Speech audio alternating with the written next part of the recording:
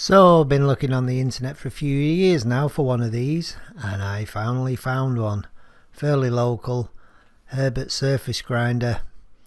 Weight just over 500 pounds, so quarter of a ton. It's a pretty heavy thing. They put it on a pallet when I got to the place, and they put it in the van with a forklift, and we had to sort of jiggle it about and get it in the van, but it's not for moving. Can't move it off this pallet, so I figured the best thing to do was tie a strap around the pallet and just drive the van forward, and we'll just slide it off the back. I put some planks up as a ramp. I did try getting inside with the crowbar and pushing it from the back, but it just wouldn't move. So I ended up kind of working on the side with the crook end of the crowbar and just kind of levering it, inching it forward inch by inch by inch, just like that. There's a bit of a lip on these planks, so I had to kind of lift the pallet up onto the lip of the planks and then just work my way down with it. Didn't really want to push on the planks anyway, in case I pushed the planks off the lip on the back of the van. It would have ended up on the floor. Something breaking, no doubt. That's that bit done. The worst hurdle, getting it out the van. Just need to get rid of the van now, it's in the way.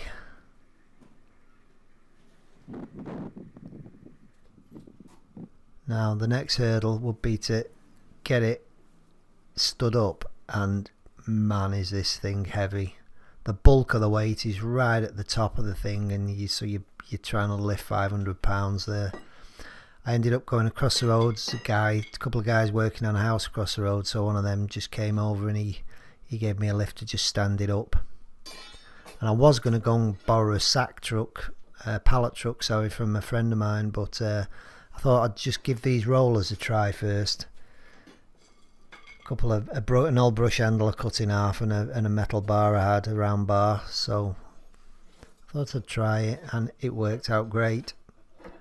So I thought, right, let's go all the way up to the workshop then, and it's a good push. I don't know how many yards it is. It must be 50 yards, 60 yards up to the workshop from here. You can see me, I've just got to the potatoes. Getting a bit of a thing going now where I can move it maybe 2 foot at a time on the rollers. It probably took me about half an hour or so to get it out the van and into the workshop here.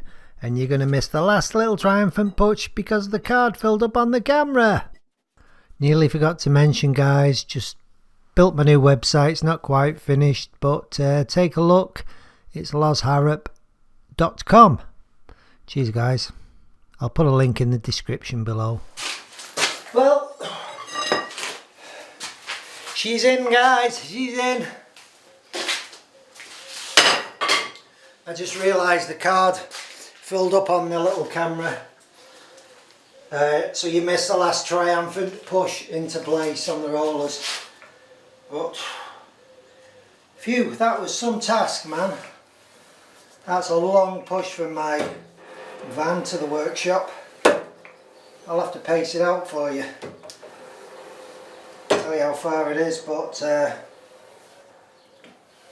she's looking good. Everything looks tight. I found out that this is the later version of the surface grinder, because this one has the bigger knee attached to it, so I'm guessing that's a good thing. The earlier one had a fairly small knee on it, so I'm guessing they changed that for good reason. Everything moves as it should. I thought I'd show you the magnetic chuck. It didn't seem to be holding very well. Well, it wasn't holding very well.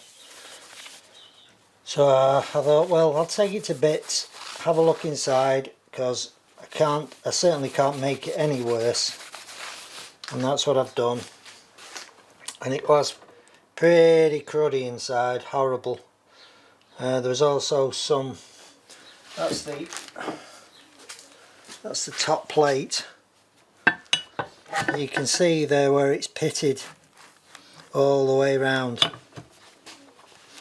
and that sits against that aluminium there.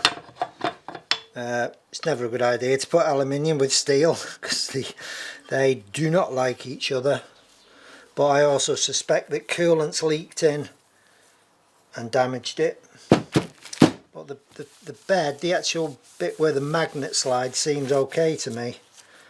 There was some black stuff there and along there.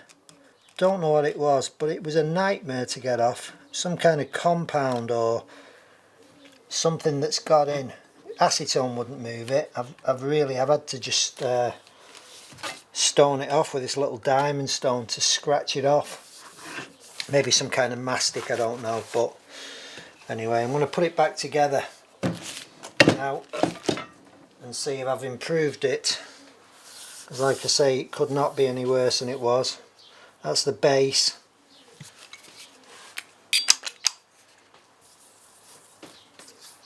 I give it some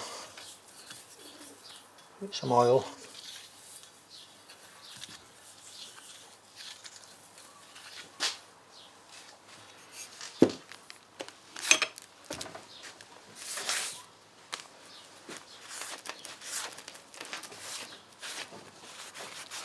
I did look at remagnetising the magnets. I don't know how much magnetism they're supposed to have.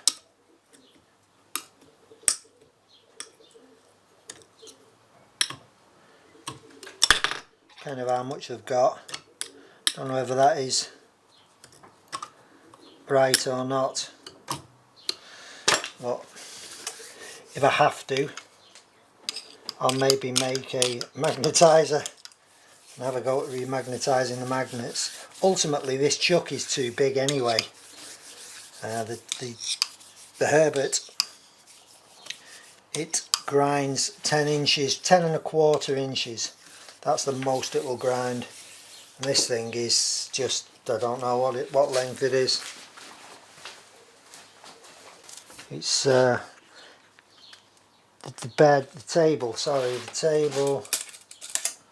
table's 14 inches long, so the Herbert will only grind 10 1/4. So if I wanted to dress this table off, I couldn't really do it in one pass. So that is a bit of a misnomer. It's not too bad. I've put the clock gauge on and it's 2 thou out. That's all. So I can live with that. I've got to try and get this magnet back on here without crushing my fingers, because the whole thing, the whole magnet block is quite strong. There's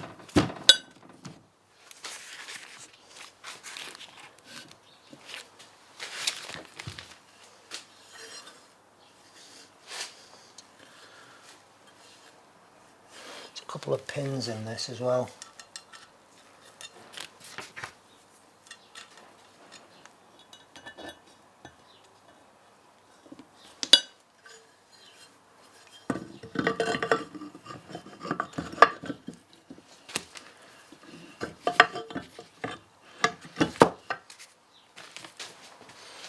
Yeah, I think I had the longer, there's three pins, the longer one was in the bottom, but it still appears too long. Yeah, must have been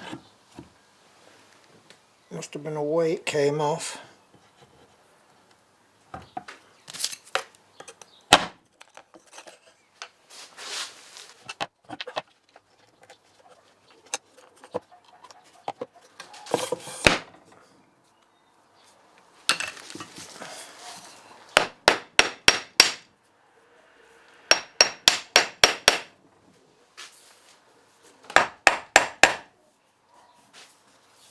They don't really matter because they're outside of the grinding area.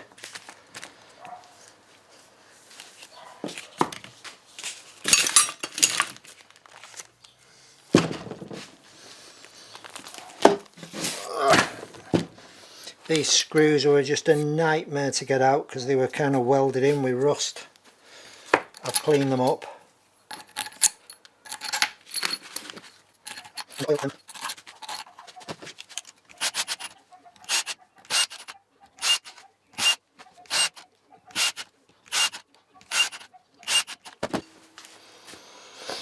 Try on it.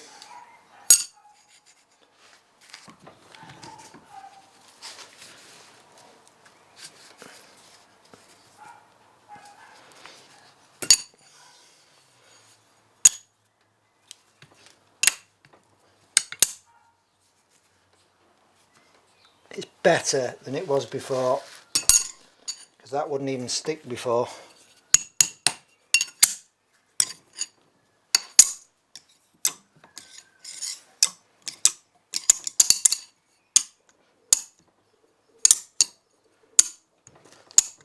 Seems stronger at that end.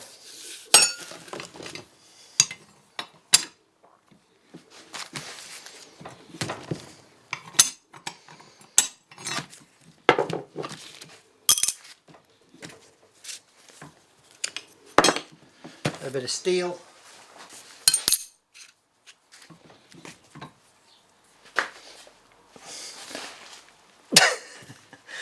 Yeah, it's got that. My God, that is tight. Oh well, we'll see. To try it out, guys. See how it performs. I took the slide off. That pretty dirty inside with old grease and dust. So I took that apart, cleaned it out. I checked the weight, the bed. The run out on the bed is about 1.5 thou from end to end. So I was pretty impressed with that.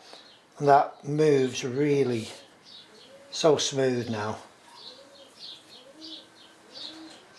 There's a bit of a gap to take up on the jib at the back because the table has got a bit of movement in it, but the jib is slack. The movement's the same end to end. But yeah, I mean, that really won't matter to me.